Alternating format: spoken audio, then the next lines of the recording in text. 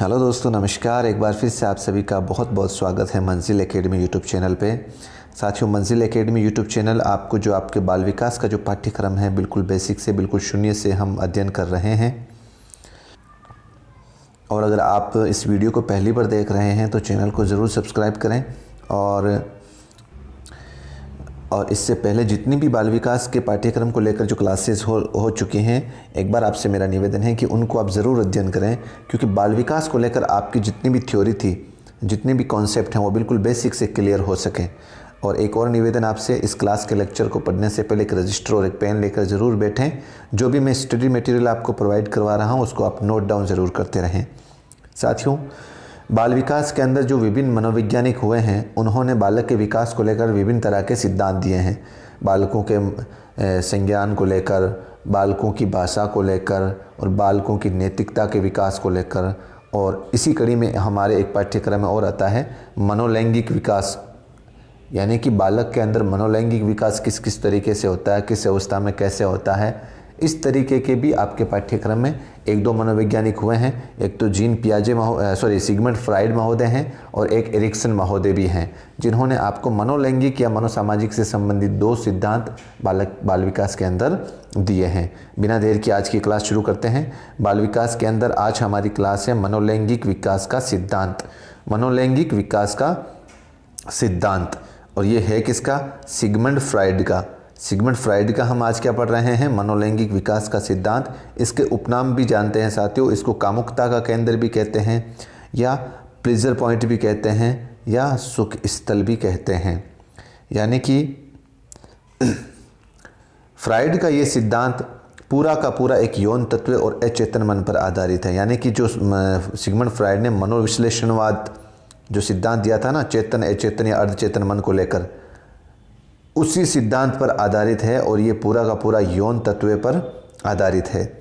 आप नोट लगाकर एक बात लिखना, फ्राइड ने जो मनोविश्लेषणात्मक सिद्धांत यानी जो अचेतन मन को लेकर दिया था, उसी के आधार पर ही मनोलैंगिक विकास का सिद्धांत दिया था। और फ्राइड ने युवा हिस्टीरिया क्या होता है साथियों? एक मिर्गी जो होती है ना बीमारी, वो मिर्गी बीमारी वाले लोगों के साथ काम किया था। युवा हिस्टीरिया, इस नाम को याद रखना साथियों। सीधा सा सवाल पूछा जाता है कभी कभी, युवा हिस्टीरिया लोगों के साथ या लोगों पर अध्ययन किसने किया था? फ्राइड ने, एरिक्सन ने, या ब्रूनर ने, या एक और नाम होगा आपके साथ में। इस तरीके से अब हम जो सिगमंड फ्राइड महोदय हैं, उन्होंने जो मनोलैंगिक विकास किसी बालक में होता है, किस अवस्था में क्या होता है और उसका सुख स्थल क्या रहता है, बहुत इंपॉर्टेंट चैप्टर है साथियों। निश्चित रूप से आपको सिगमंड फ्राइड के संज्ञानात्मक विकास में से सवाल आएगा। अगर संज्ञानात्मक सिद्धांत में से नहीं आता है बाय द वे, तो आपको मनोलैंगिक विकास सिद्धांत में से तो 100% आपको सवाल मिलेगा एग्जाम में। तो मनोलैंगिक विकास के अंदर सिगमंड फ्राइड ने विकास की 5 अवस्थाएं बताई है। सबसे पहली अवस्था है मुख्य अवस्था। सबसे पहली अवस्था क्या है? मुख्य अवस्था। अब ये जन्म से 1 वर्ष का जो बालक होता है वो मुख्य अवस्था की अवस्था का होता है। और इसमें जो बालक का सुख स्थल होता है, मतलब सुख स्थल से यहाँ क्या माने हैं साथियों, क्या मतलब है? सुख स्थल का मतलब होता है कि बालक को इस अवस्था के अंदर सुख की प्राप्ति किससे होती है, ध्यान से समझना आप। और ये सुख स्थल इसीलिए आपके इस पूरे सिद्धांत में आएगा क्योंकि विभिन्न प्रकार की अवस्थाओं में, भिन्न भिन्न अवस्थाओं में बालक की जो सुख की प्राप्ति है, जो आनंद की प्राप्ति है, वो भी केंद्र जो है वो भिन्न भिन्न होते हैं। तो पहली अवस्था है जो 5 अवस्थाओं में बांटी है, उसमें पहली अवस्था है मुख्य अवस्था। मुख्य अवस्था से मतलब होता है साथियों मुख, यानी कि अपना मुंह मुख्य अवस्था बोलते हैं, जो कि जन्म से 1 वर्ष का होता है। और इस अवस्था के अंदर जो सुख का स्थल होता है वो होता है बालक का मुख, बालक का मुंह।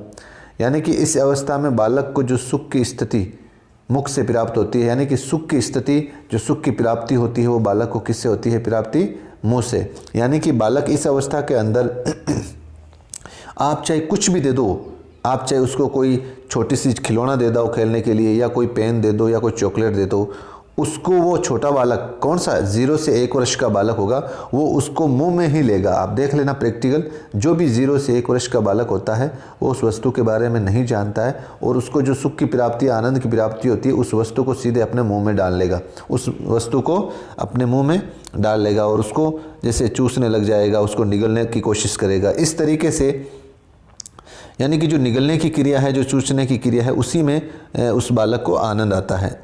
यानी प्रत्येक चीज़ को मुख में रखने की कोशिश करता है बालक, चाहे बिस्कुट हो या चाहे कोई भी चीज़ हो। तो ये थी साथियों मुख्य अवस्था और इसका सुख स्थल क्या है साथियों? मुख, याद रखना। आगे बढ़ते हैं साथियों। जो सिगमंड फ्राइड ने दूसरी अवस्था का जो नाम दिया है वो है गुदीय अवस्था, गुदीय अवस्था। और इसका आयुकाल क्या होता है साथियों? 2 वर्ष से 3 वर्ष का जो बालक होता है, 2 वर्ष से लेकर 3 वर्ष का जो बालक होता है वो गुदीय अवस्था का बालक होता है। और उसमें सुख का जो स्थल है, देखो पहली अवस्था का में सुख का स्थल कौन सा है? मुख। लेकिन दूसरे स्थल में जो दूसरी अवस्था है उसमें सुख का स्थल हो जाता है साथियों उत्सर्जन अंग, उत्सर्जन अंग। यानी कि इस अवस्था में बालक उत्सर्जन की क्रिया करने में आनंद लेता है, उसको आनंद की प्राप्ति होती है। जो 2 से 3 वर्ष का जो बालक होता है ना साथियों, उसके अंदर जैसे उत्सर्जन के अंग जैसे अपने उसको या तो वो कहीं पे भी बिना सोच विचार किए कहीं पे टॉयलेट कर देगा, कहीं पे ही टट्टी कर देगा, कुछ भी कर देगा। तो उसमें उसी अवस्था, इस अवस्था का जो बालक होता है उसमें उसका जो सुख स्थल होता है वो होता है उसका उत्सर्जन अंग। अब साथियों तीसरी जो अवस्था आती है उसको कहते हैं लैंगिक अवस्था, लैंगिक अवस्था। और इसका जो आयुकाल होता है वो होता है 4 से 5 वर्ष का बालक, 4 से 5 वर्ष का बालक। यानी कि सुख स्थल इसमें कौन सा होता है? इसमें परिवर्तन होकर लिंग संबंधी क्षेत्र हो जाता है, लिंग संबंधी क्षेत्र। और इस अवस्था में बालक अपने शरीर प्रदर्शन करने में रुचि लेना प्रारंभ कर देता है।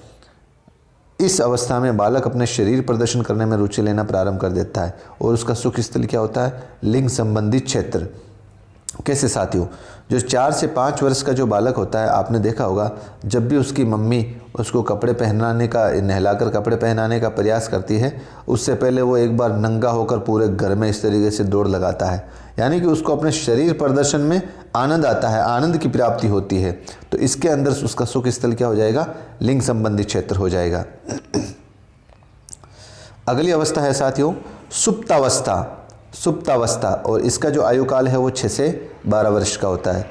और यहाँ पे साथियों ये सीधा सवाल पूछा गया है कई बार भी कि भाई सिगमंड फ्राइड की अवस्थाओं में ऐसी कौन सी अवस्था है जिसके अंदर सुख स्थल की प्राप्ति नहीं होती? तो आप याद रख लेना, याद रख लेना, मैं कह रहा हूँ जिम्मेदारी के साथ याद कर लेना। फ्राइड के सिद्धांत की एकमात्र ऐसी अवस्था जिसमें कामुकता का कोई भी केंद्र विकसित नहीं होता, क्योंकि अधिकतर समय तो बालक खेलने में व्यतीत कर देता है यार। 0 यानी कि जो बाल्य अवस्था हमने पढ़ी थी ना, तो 6 से 12 वर्ष का जो बालक होता है ना, इस अवस्था को सिगमंड फ्राइड ने सुप्तावस्था नाम दिया है। इस अवस्था को क्या दिया है? सुप्तावस्था। आपको याद रखना है ये नाम। सुप्तावस्था एक ऐसी अवस्था है सिगमंड फ्राइड की जिसके अंदर कामुकता का कोई केंद्र विकसित नहीं होता। यानी कि उसमें सुख स्थल का पूरा सिद्धांत, ये ध्यान रखना साथियों, ये पूरा का पूरा सिद्धांत जो सिगमंड फ्राइड का है वो कामुकता को लेकर है, यौन प्रवृत्ति जिसको हम बोलते हैं। और यौन प्रवृत्ति के अंदर उसको जो सुख की प्राप्ति होती है, किस अवस्था में, किस एज में उसकी सुख स्थल क्या रहता है, इसका हम अध्ययन कर रहे हैं। तो सुप्तावस्था एक ऐसी अवस्था है सिगमंड फ्राइड के द्वारा बताई गई जिसके अंदर कामुकता का कोई स्थल नहीं रहता। और क्यों नहीं रहता? क्योंकि अधिकतर समय जो है वो बालक खेलने में व्यतीत कर देता है। अंतिम अवस्था है साथियों जननेंद्रिय अवस्था, जननेंद्रिय अवस्था। यानी कि इसका जो 12 से आगे जितनी भी अवस्था का जो बालक है वो जननेंद्रिय अवस्था में आता है। हम सभी अभी जो रीट या सीटेट का कोई भी एग्ज़ाम दे रहे हैं वो हमारी कौन सी अवस्था चल रही है? जननेंद्रिय अवस्था होती है। और इसके अंदर हमारा जो सुख स्थल है वो क्या है? जननेंद्रियां हैं। यानी हमारा सुख स्थल क्या है? कामुकता का केंद्र क्या है हमारा इस अवस्था में? जननेंद्रिया। इस अवस्था में बालक के शरीर को प्रकृति प्रजनन के लिए तैयार कर देती है। इस अवस्था में बालक के शरीर को प्रकृति प्रजनन के लिए तैयार कर देती है, इसलिए उसकी कामुकता का केंद्र उसकी जननेंद्रियां हैं। इसलिए उसकी कामुकता का केंद्र जननेंद्रियां हैं। समझ में आ गया साथियों ये चैप्टर? यानी कि 5 अवस्थाएं हैं साथियों। 5 अवस्थाओं का जो कार्यकाल है, आयु है, देखो 0 से 1 वर्ष मुख्य अवस्था, इसमें बालक को सुख की प्राप्ति या कामुकता की प्राप्ति, मुख कोई भी वस्तु होगी वो मुंह में लेगा। दूसरी अवस्था है गुदी अवस्था, इसमें सुख की प्राप्ति उसका उत्सर्जन अंग होगा, यानी कि उत्सर्जन करने का जो भी अंग होते हैं उसमें उसको आनंद आता है। और तीसरी अवस्था है साथियों लैंगिक अवस्था, जो कि 4 से 5 वर्ष का बालक है, इसमें उसकी लिंग संबंधी क्षेत्र होती है, उसमें उसको आनंद की प्राप्ति होती है। सुप्तावस्था, सुप्तावस्था के अंदर बालक की एकमात्र ऐसी अवस्था है जिसमें सुख की कोई प्राप्ति नहीं होती। और 5वीं और अंतिम अवस्था है साथियों, जो कि 12 से आगे जितनी भी एज का बालक होता है वो जननेंद्रिय अवस्था होती है, और इसके अंदर सुख का स्थल होता है जननेंद्रिय, यानी कि प्रकृति प्रजनन के लिए उसको तैयार कर देती है। तो साथियों आज ये हमारा चैप्टर था सिगमंड फ्राइड का मनोलैंगिक विकास का सिद्धांत था। उम्मीद करता हूँ आपको पसंद आया होगा ये वीडियो, ये लेक्चर। अगर पसंद आया है तो आप मेहरबानी करके इस वीडियो को या इस लेक्चर को उन लोगों तक शेयर ज़रूर करें जो पहली बार रीट एग्ज़ाम या सीटेट एग्ज़ाम में बैठेंगे, ताकि उनको बेचारों को बाल विकास का जो पाठ्यक्रम है बिल्कुल आसान भाषा में घर बैठे प्रोवाइड करवा सकूं। और अगर ये आपको वीडियो पसंद आया है तो लाइक और शेयर ज़रूर करें। और अब दीजिए मुझे इजाज़त, मिलते हैं एक नए वीडियो के साथ। जय हिंद, जय भारत।